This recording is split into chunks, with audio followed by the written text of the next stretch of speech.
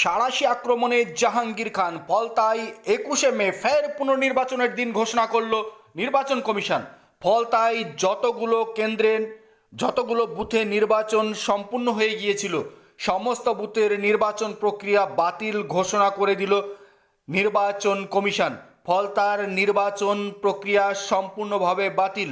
293টি বিধানসভার ভোট গণনা হবে সোমবার।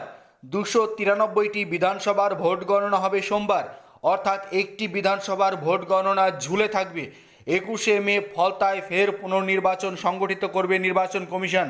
তারপরে ফলতা বিধানসভার নির্বাচনের ফলাফল গণনা করা হবে।